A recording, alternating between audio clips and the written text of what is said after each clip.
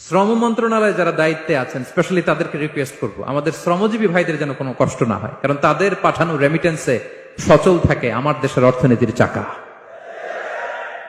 তারা ভালো থাকলে ভালো থাকবে বাংলাদেশ। ভেরি সিম্পল, ঠিক কিনা বলেন?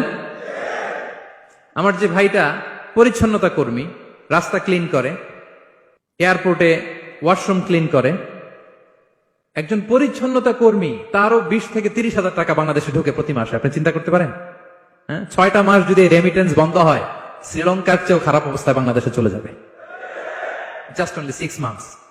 ভয়ঙ্কর অবস্থা হবে বাংলাদেশে। এটা আল্লাহর পক্ষ থেকে একটা স্পেশাল রাহমা, মার্সি এন্ড ব্লেসিংস, যে আমাদের রিজিকের তাগিদায় সারা বিশ্বে যে কাজ করতে হয়, আমরা কাজ করি আর দেশে টাকা পাঠাই, আর সচল থাকে আমার দেশের অর্থনীতির চাকা। আলহামদুলিল্লাহ পড়ে।